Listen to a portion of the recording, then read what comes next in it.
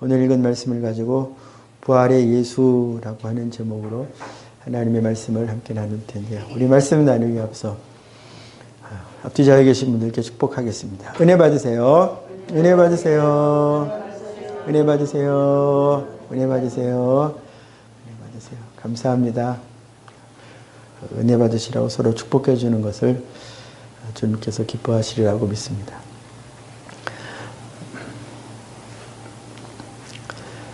저희가 신앙생활을 하면서 혹시라도 부활의 예수님을 만난다면 어떨까요? 어떤 기분이 들까요?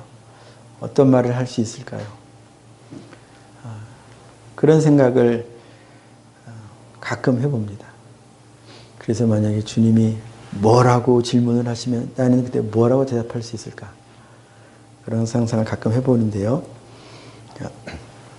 오늘 저희가 읽은 본문의 내용은 대략 이렇습니다.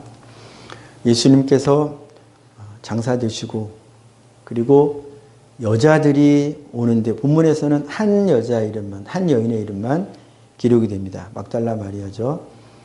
공관복음서의 다른 부분을 참고해 보면 최소 3여인이 왔음을 우리가 알 수 있습니다. 어쨌든 어느 것을 중심으로 어느 것을 초점으로 해서 기록되느냐에 따라서 기록 방식이 조금씩 차이가 있을 수 있기 때문에 아무튼 막달라 마리아가 와서 보고 예수님의 무덤이 옮겨져 있는 것, 무덤 돌 입구가 옮겨져 있는 것을 보고 불이 나게, 새벽녘이었죠. 불이 나게 가가지고 돌이 옮겨졌습니다. 제자 둘이 왔죠. 베드로와 다른 제자가 와서 안을 들여다보고 정말로 없네. 그리고 돌아갔는데 막달라 마리아는 남아있는 상태에서 천사들을 만나고 예수님을 만나고 그리고 이 만난 소식을 막달라 마리아가 다시 제자들에게 가서 전하는 장면까지가 오늘 저희가 읽은 말씀의 간략한 부분인데요.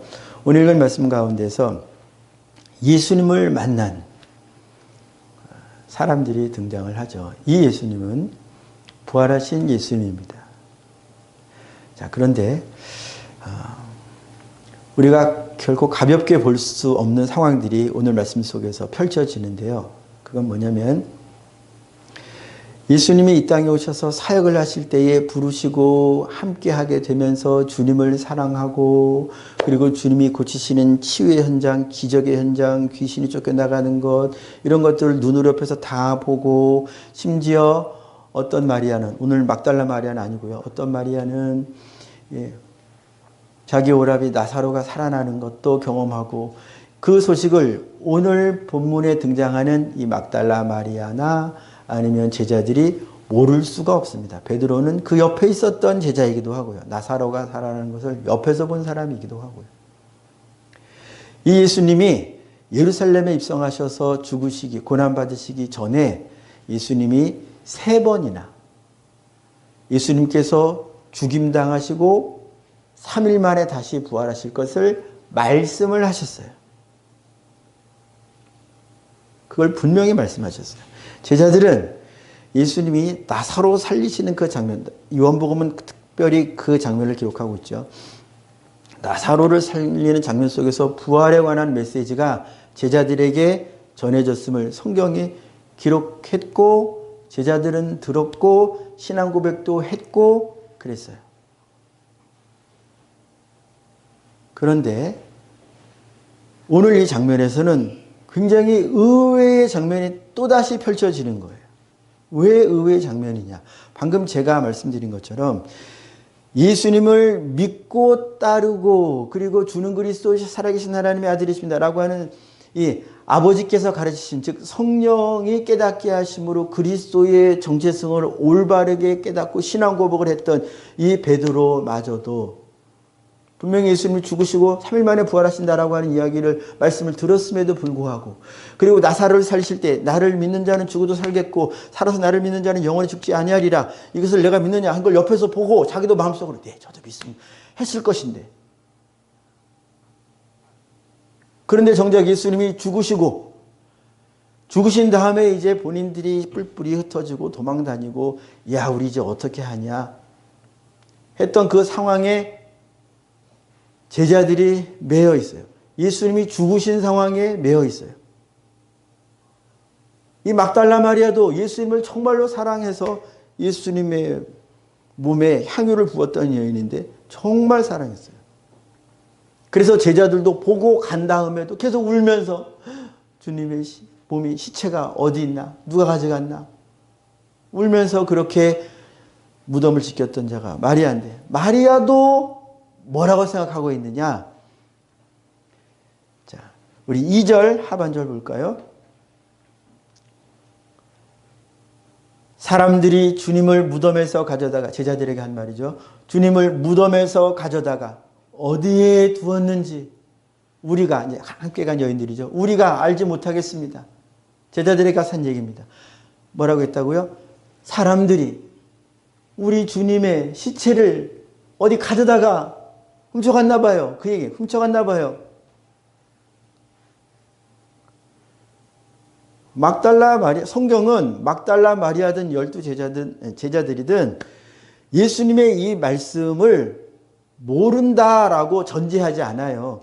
예수님을 사랑했고 예수님이 하신 사역들은 다 교회 예수 공동체 안에서 공유되고 있었다고 생각하는 게 자연스럽죠.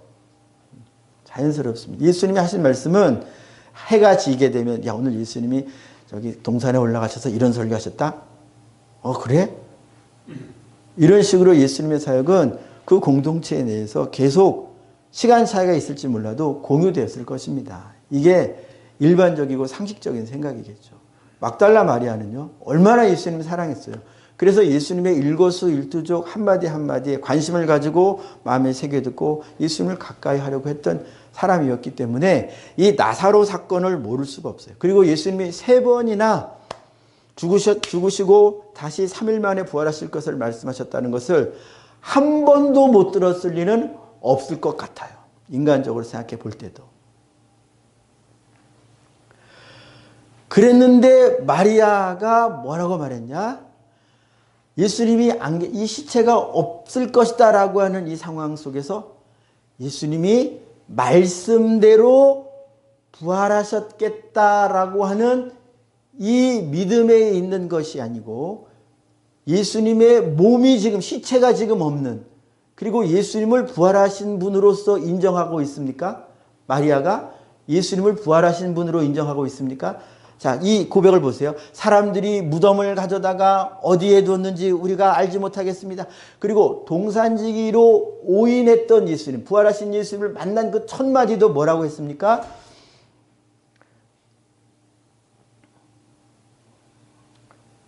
어디 있습니까? 13절 하반절 봅니다. 내 주님을 옮겨다가 어디 두었는지 내가 알지 못하겠습니다. 천사에게도 그렇게 했고 예수님에게도 그 말을 했어요. 계속. 마리아는 누구를 찾고 있습니까? 어떤 예수를 찾고 있습니까? 죽은 예수를 찾고 있잖아요. 그럼 죽은 예수, 시체의 예수를 찾고 있다는 얘기는 예수님이 살아계실 때에 육체로 살아계실 때 하신 말씀 중에서 내가 죽임당하고 3일 만에 다시 살아날 거다라고 하는 그 말씀을 믿은 거예요? 안 믿은 거예요? 안 믿은 거예요. 그런데 마리아는 주님을 사랑해요? 안 사랑해요? 사랑해요. 사랑하는데 어떤 말씀을 안 믿어요? 나사로 사건 속에서 베다니에 있었던 마리아 자매들과 그 나사로는 부활에 관해서 그리고 그 옆에서 그 사건을 지켜보았던 베드로, 요한 여러 제자들도 그 사건 속에서 부활 그래 죽은 자를 살리시는구나. 그리고 예수님이 죽은 자를 살리실 뿐만 아니라 내가 살아날 거다라고 하신 말씀도 제자들은 3번이나 계속 들었다. 이게 3번이나. 막달라 예수님을 사랑하는 마리아도 이렇게 믿음 없을 수가 있다 없다? 있다. 예수님을 사랑해도 믿음이 없을 수 있다. 하나님의 모든 말씀을 하나님 사랑한다고 다 믿는 게 아닐 수 있다는 거예요. 분명히 성경은 이것을 오늘날 저 여러분들의 모습으로 일러주고 계십니다. 그렇게 예수님을 옆에서 예수님을 바로 옆에서 직접 함께 식사하고 섬겨드리고 밥상 차려드리고 잠도 같이 자고 말씀을 직접 듣고 기적을 직접 옆에서 보고 설명해 주시는 것도 직접 해석해서 들었던 자들임에도 불구하고 믿음이 온전하다 아니다? 아니다. 믿음이 온전하지 않다. 믿음이 있어요. 믿음이 분명히 있어요. 구원받을 만한 믿음이 있어요. 그러나 예수 그리스도의 모든 말씀을 다 알지 못하고 있다 이것입니다. 요한복음은 하나님의 말씀과 자기 믿음이 결합된 것을, 말씀과 하나 된 것을 특히 안다라고 하는 표현으로 자주 사용합니다. 요한복음에서 안다, 알게 된다, 알리시리라. 요 알은 지식적 알을 말하지 않고요. 아주 많은 경우에 하나님의 말씀이 들은 자 안에서 내면적으로, 인격적으로 연합이 되는, 결합이 되는 그런 상태를 가리켜 안다라고 표현해요. 그래서 유대인들을 가리켜 예수님 뭐라고 하셨냐면 너희는 아버지를 모른다 그랬어요. 지식적으로 유대인들이 하나님 아버지를 왜 몰라요? 지식적으로. 지식적 알은 요한복음에서 말하는 알미 아니에요. 자, 그래서 9절 봅니다. 9절 보면요. 그들은 성경에, 그들이 누구냐면 제자들과 막달라 마리아. 자, 제자 그룹입니다. 제자 그룹. 예수님이 이제 엄청난 사역을 이미 말씀하셨고 또 맡기실 그들이에요. 그런데 아직 거기까지는 못 갔지만 하나님의 계획 안에는 귀하게 쓰임 받을 자들이에요. 그들이에요. 그들은 성경에 그가 죽은 자 가운데서 다시 살아나야 하리라 하신 말씀을 아직 알지 못하더라. 아직 알지 못하더라. 성경 말씀으로 하면 이제 성령 충만함 받고 베드로가 설교하는 그 장면에 보면 요엘서를 막 인용하잖아요. 그런 것을 보면 베드로가 구약 그리스도에 대한 지식이 없었다라고 이해하기가 힘듭니다. 성경 지식이 천박하다라고 보기가 힘들어요. 설교 가운데서 즉각적으로 하나님의 지금 이 장면은 하나님의 어떤 말씀이 이루어지는, 요엘서의 어떤 말씀이 이루어지는 상황입니다. 성령으로 말미암아 그렇게 강단 있게 강력하게 선포하고 있었잖아요. 그래서 9절 성경에, 자, 이 성경 죽은 자 가운데서 다시 살아나리라 하신 말씀은 우리가 구약 말씀 가운데 어느 말씀에서 이 의미가 있는 말씀을 찾아볼 수 있냐면 시편 16편 10절인데요. 제가 읽어드릴게요. 자, 다 문장 자체는 똑같지 않지만 그 의미가 같아요. 의미가 같다는 측면으로 들어주시면 감사하겠습니다. 제가 시편 16편 10절 읽어드릴게요. 자, 이는 주께서 내 영혼을 수월에 버리지 아니하시며, 그리스도의 표면적으로는 다윗의 믹담 시인데요. 다윗의 시인데 성령의 감동을 통해서 다윗이 말한 것이고 내용적으로 이것은 그리스도 시입니다. 그리스도께서 어떻게 되실 것을 알려주시는 예언의 말씀인데요. 주께서 내 영혼을, 그리스도의 영혼을 수월에 버리지 아니하시며 주의 거룩한 자, 그리스도죠, 멸망시키지 않으실 것임이니이다. 이 말씀을 읽고, 그래서 그리스도께서 죽임당했어도 그리스도는 영원한 버림당함을 당하지 않으신다라는 것을 알 수 있고요. 제자들은 직접적으로 예수님의 입을 통해서 나는 3일 만에 살아날 거다 그랬잖아요. 3일 만에. 그럼 하나님의 거룩한 자 그리스도는 수월에 아주 버림당하지 않을 뿐만 아니라 그럼 언제 부활할 것인가 라고 하는 그 질문에 관하여 예수님이 직접 제자들에게는 3일이라고 분명하게 얘기해 주셨어요. 그럼 제자들이 예수님은 메시아라고 고백을 했잖아요. 예수님은 3일 만에 살아날 것이다 라고 믿는 게 우리가 생각할 때 상식적인 믿음 아니겠어요? 나 같으면 부활하신 예수님, 이 땅에 살아계신 예수님을 내가 따라다니면서 그 말씀을 듣고 그랬다면 나는 이 막달라 마리아나 이 베드로나 이 사랑하는 제자처럼 오해하지는 않을 것이다. 나는 빈 무덤을 보고 오히려 예수님 살아나셨구나 라고 믿을 것이다 라는 것이 우리의 믿음이라고 우리 스스로 생각하지 않을까요? 저는 그랬을 것 같아요. 그랬을 것 같은데 제자들을 하는 거 보니까 저도 장담을 못 하겠지만은, 그러나 그냥 이 장면을 놓고 제가 한번 상상해 보면, 내가 예수님 3일 만에 죽임 당한다고 말씀하셨고 죽임 당하셨네. 그리고 예수님 말씀대로 다 베드로라고 해도 부인하리라 해가지고 내가 부인했네. 그리고 예수님이 내가 기도해서 너 돌이킬 거다. 너 돌이킨 다음에는 형제들을 굳게 해라. 자기가 통곡하고 회개하면서 그래 나 회개했네. 다 주님 말씀대로 되어가고 있다면, 주님 무덤이 비었네. 야 그럼 주님 말씀대로 살아나셨나 보다. 그럴 것 같은데 또 제자들을 보면 저도 장담을 못 하겠더라고요. 마리아를 보니까 저도 장담을 못 하겠더라고요. 왜 성경이 이렇게 주님께서 부르신 자들이 아직 연약한, 그리고 예수님이 부활하신 다음에 공관서에서 보면서도 의심하는 자들이 있다고, 복음서의 기록 보면서도, 부활하신 주는 보면서도 이게 생시야 꿈이야, 저게 진짜 살아나신 예수 맞아, 내가 환상을 보는 거가, 그래가지고 예수님이 책망하시는 장면이 성경은 분명히 제자들을 그 수준에 있는, 우리가 생각해봐요. 야, 내가 그 자리에 있었으면 이 제자들보다 못하지는 않겠지. 저는 그런 생각이 들더라고요. 스멀스멀. 그런데 성경에 그 장면을 기록한 거 보면, 나도 정말로 그 일이 생기면 아닐 것 같다라는 생각을 해보기는 해요. 그렇습니다. 우리의 모습이, 이 모습이 우리 모습이에요. 그런데 우리가 기억하고 감사할 것이 무엇이냐? 주님은 죽으시기 전에도, 이 땅에 오시기 전에도, 부활하시기 전에도 한 가지 확실한 계명을 하나님께 받으셨어요. 여러분들이 찬양하고 의지하는 이 예수님은 한 가지 계명을 하나님께 받으셨어요. 이것을 기억할 때 여러분들은 지금 본문에 등장하는 이 제자들, 이 마리아보다 훨씬 못한 상황에 있다고 할지라도 소망을 가질 수가 있습니다. 자, 우리 말씀 한 군데 한번 찾아가 볼까요? 오늘 말씀을 책갈피해 보고요. 요한복음 6장을 한번 찾아가 보도록 하겠습니다. 요한복음 6장이요.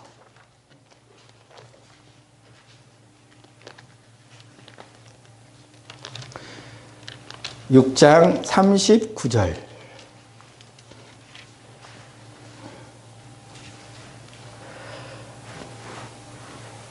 우리 같이 읽어볼까요? 요한복음 6장 39절 시작.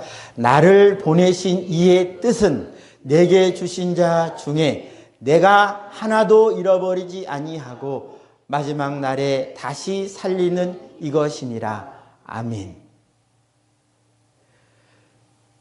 지금 우리가 읽은 본문 사건 속에서는 예수님이 막달라 마리아를 잃어버리지 않기 위하여 일하시는 장면이나 제자들을 잃어버리지 않기 위하여 그들의 삶 속에서, 마음 속에서 일하시는 것이 잘 안 보여요.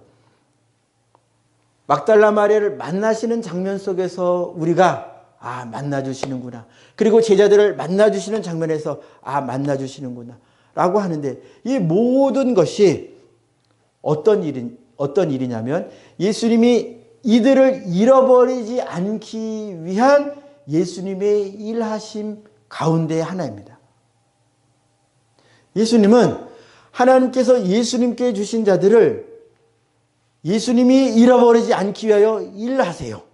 그래서 요한복음 18장에는 특별히 예수님을 잡으러 온 무리들이 제자들을 못 잡아가도록 하기 위하여 예수님이 하시는 말씀, 나를 잡으러 왔으니까 나만 잡아가고 이들은 보내줘 라고 말씀하실 때에, 그때 말씀하신 이유가 내게 주신 자 중에 하나도 잃어버리지 않겠다라고 하시는 말씀을 응하게 하려고, 요한복음 18장이에요. 그 말씀을 응하게 하려고 예수님이 그렇게 말씀하셨다고 하는 것을 기록하고 있습니다.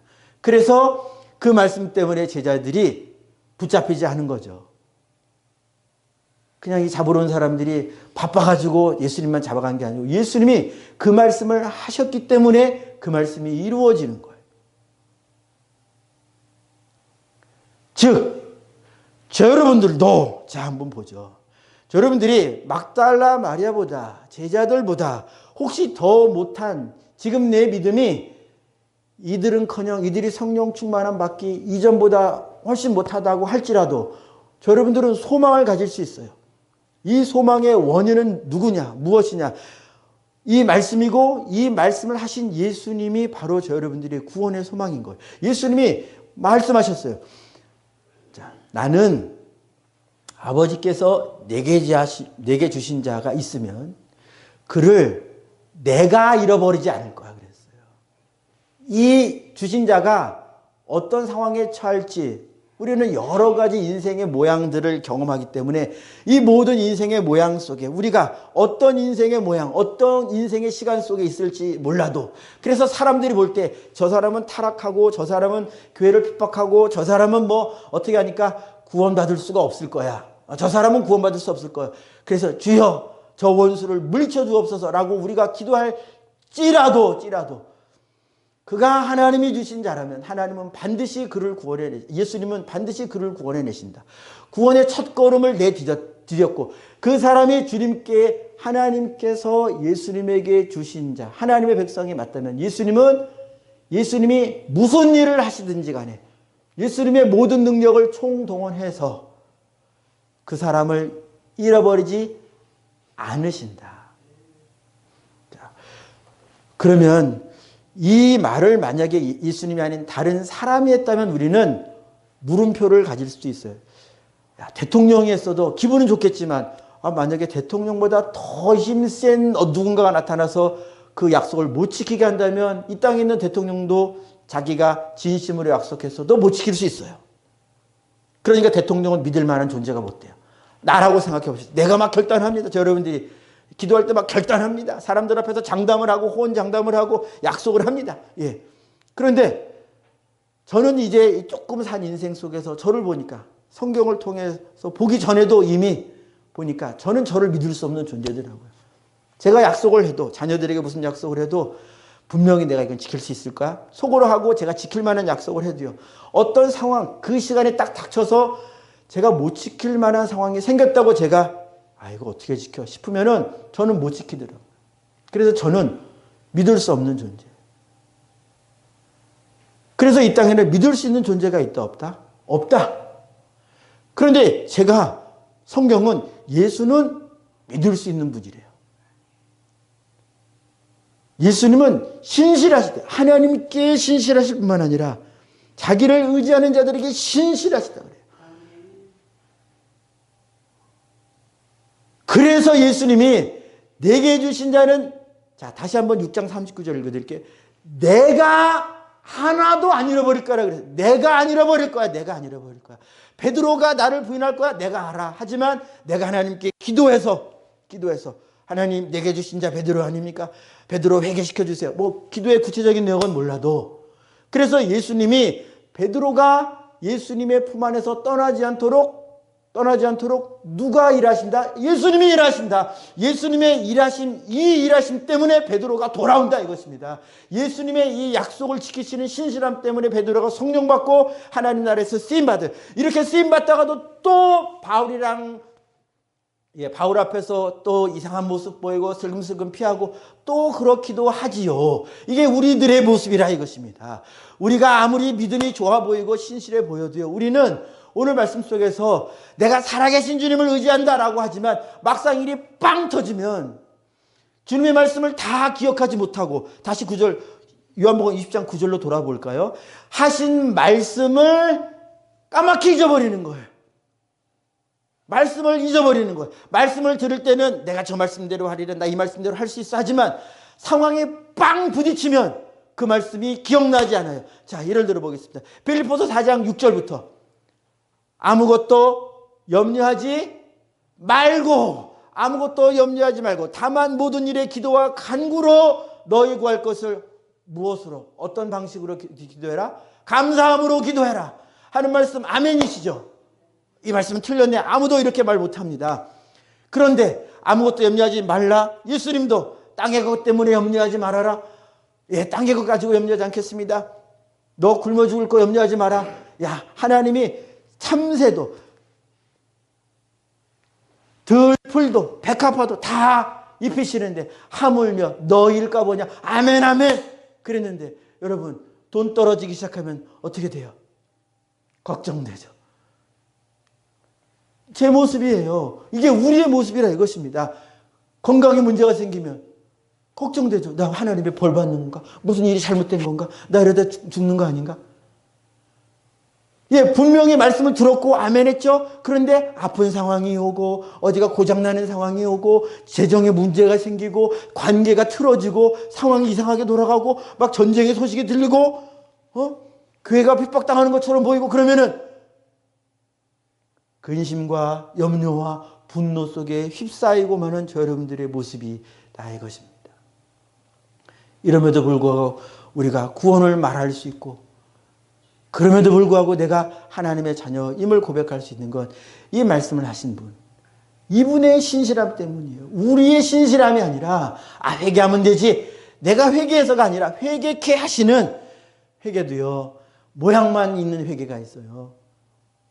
모양만. 그 모양만 있는 자를 진짜 회개로 이끌어 가시는 분. 진짜 삶이 변하고 진짜 인격이 변하고 진짜 성품이 변하고 진짜 가치관이 변하게 하시는 이분 예수 그리스도 때문에 저 여러분들이 이제 제자들이 살아나신다는 그 말씀을 알지 못한다 하는 그 상황에 있다가 성령 충만함 받고 예수님의 부활을 담대하게 전하는 자들로 변하게 되죠. 저 여러분도 그렇습니다. 우리가 지금은 말씀을 들어서 한다고 생각하지만 그건 착각이에요. 말씀을 들어서 하는 게 아니고요. 그 말씀을 여러분들 안에 이루시는 성령께서 그 말씀을 우리 안에서 이루실 때 우리는 그 말씀을 아는 자가 되지. 머리에만 있는 것은 그 말씀을 아는 게 아니에요. 지식적으로는 아는 것이지만 그 말씀을 살아낼 수 없다면 나는 아직 그 말씀을 모르는 자라 이것입니다. 그 말씀을 살아내고 있는 게 아니라면. 그래서 하나님과 재물을 겸하여 섬길 수 없다. 정말로 모든 상황 속에서 내가 한 번도 이 재물 때문에 주님 앞에서 왔다 갔다 한 적이 없다. 그렇다면 이 말씀이 그 사람에게는 이루어진 거예요. 자녀도 이삭과 아브라함의 사건 속에서 나 자녀건 부모건 아무도 주님보다 더 사랑하는 사람 없어. 그렇다고 뭐 함부로 대하고 무례하게 대하는 건 아니에요. 무례한 것은 하나님의 뜻이 아닙니다. 무례한 것은 하나님의 뜻이 아닙니다. 주님을 알지 못하는 부모에게나 주님을 알지 못하는 자녀에게나 주님을 알지 못하는 동료에게나 주님을 알지 못하는 저 다른 나라 사람에게나 무례하지 않아요. 아무튼 다시 돌아와서 그래서 우리의 연약한 믿음은요. 이 오늘 사건 속에서 분명하게 명확하게 나타나진 않지만 이제 마리아를 만나 주셔서 마리아를 인도하십니다. 마리아를 어떻게 인도하시나요? 한번 볼까요? 자, 14절부터 보겠습니다. 이제 마리아가 천사들에게 말을 하고 뒤를 돌이켜 예수께서 서 계신 것을 보았으나 예수이신 줄은 알지 못하더라. 왜요? 자기는 지금 시체, 죽은 예수를 찾고 있는데 산 예수가 섰으니 알아볼 수가 없는 거예요. 예수께서 이르시되 여자여 어찌하여 울며 누구를 찾느냐. 자, 여자가 우는 막달라 마리아가 우는 이유는 예수님이 십자가 달리시기 전에 너희 자녀를 위해 울라. 우린 인간적으로 아이고 예수님이 십자가에서 고난받으시네. 이거 짊어지고 가시면서 고통받으시네. 어떻게 하면 좋아. 여인들이 얼마나 울었습니까. 예수님이 우는 이유가 야 육신의 이것 때문에 울지 말고 너희 자녀들 나는 하나님의 가라고 하신 길을 가고 있고 그러니까 예수님은 자기의 길을 아시는 거예요. 그런데 구원받아야 할 자녀들 구원받아야 할 사람들을 위하여 그들을 위하여 울어. 그래야 돼. 근데 자 막달라 마리아 울어요. 왜 울어요? 역시 같은 이유예요. 예수님이 시체가 어디 가버려가지고 시체가 어디가 돈이 없어져서 돈이 사라져서 울어요. 내 자녀가 잘못될 것 같아서 울어요. 야, 신앙이 잘못돼서 우는 거는 맞아요. 그것 때문에 울어야 돼요. 그러나 육신적인 사유 때문에 우는 거, 그 주님이 지적하시는 겁니다. 너 왜 우는 거야? 여러분들은 무엇 때문에 웁니까? 무엇 때문에 옵니까? 또 묻습니다. 누구를 찾느냐? 예수님은 막달라 마리아가 누구를 찾는지 압니다. 예수님이요. 근데 어떤 예수요? 산 예수를 찾아야 되는데 죽은 예수를 찾는 걸 아시니까 모르시는 거예요. 근데 이렇게 말씀하실 때에도 막달라 마리아는 예수님을 알아보지 못합니다. 이건 무엇을 상징하냐면 아직 마리아의 마음의 눈이 열리지 않은 거예요.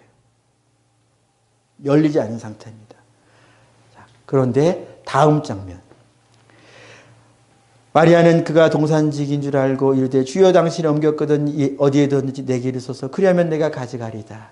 자, 14절 우리 같이 읽어보겠습니다. 16절 같이 읽겠습니다. 시작. 예수께서 마리아야 하시거늘 여기요. 예수께서 마리아야 하시거늘 이름을 부른다라고 하는 것은 성경에서 상징적인 의미를 가질 때가 있습니다. 오늘 이 장면이 그렇습니다. 모세가 내가 하나님의 영광, 내가 하나님께 은혜 받은 자라면 하나님의 영광을 보게 해주세요, 보여주세요라고 했을 때 그에게 하셨던 말씀 가운데 하나가 내가 이름으로도 너를 안다라고 하는 말씀을 하셨어요. 네가 내 등을 볼 것인데 나는 너를 이름으로 안다. 이게 뭐냐? 이름을 부르는 존재. 아는 사람, 아는 관계라는 거죠. 아는 관계. 예수님이 마지막 날에 내가 너를 모른다. 이건 이름을 불러주지 않는 하나님의 생명체계에 이름이 없네? 이름을 안 불러주는 거예요. 마리아야 라고 하는 것은 상징적인 사건입니다.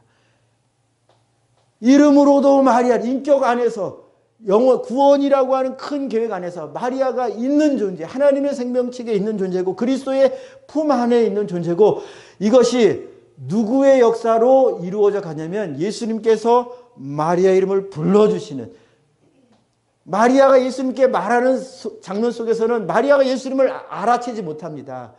그러나 예수님이 그의 이름을 불러주시는 때에 마리아의 눈이 열리는 거예요.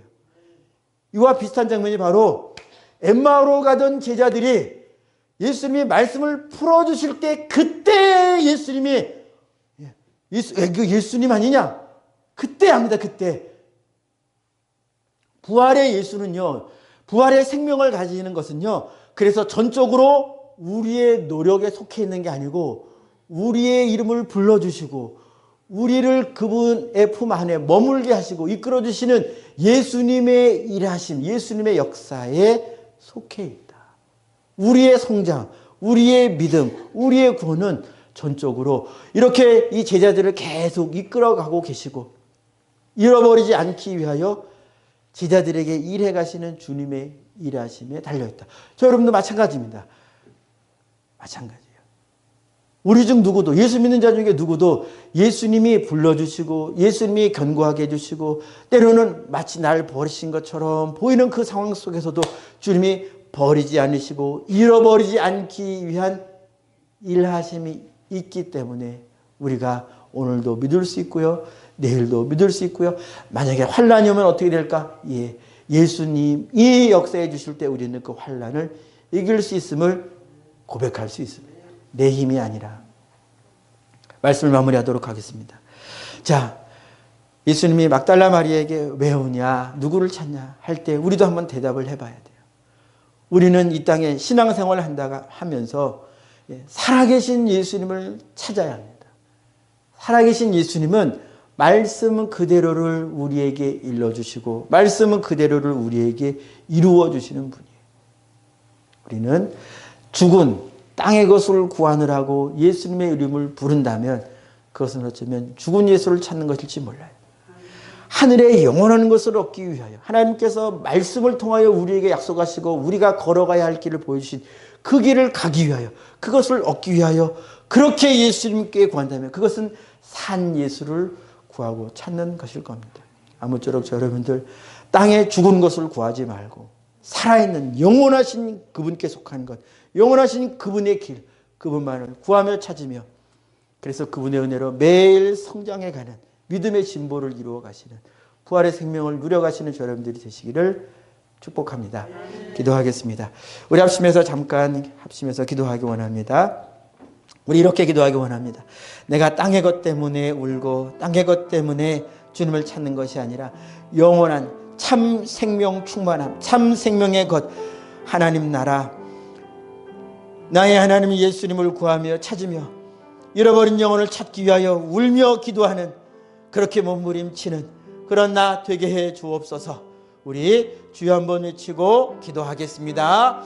주여 죽어 있는 것 죽은 것을 구하는 기도 이제 그만하고 더욱 줄여가고 영원한 것 영원하신 분 영원하신 하나님의 나라 그 나라에서 그 나라의 주인 되신 주님이 기뻐하시는 바를 찾으며 구할 때에 울며 애통하며 주님 앞에 몸부림치는 저희 될 수 있도록 하나님 은혜 내려 주시옵소서.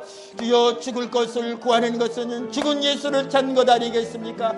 생명에 속하는 것을 찾는다면 생명에 속한 것을 주실 수 있는 분은 예수님밖에 없는데 영원한 생명을 주시는 이는 예수님밖에 없는데 저 사망 가운데 날마다 매여 쓰러지는 나를 살리실 이는 예수님밖에 없는데 지금은 사망에 매여 있어서 저 사망의 길을 걸어가고 있는 그 영혼을 살리실 수 있는 분은 예수님밖에 없는데 주여 어떻게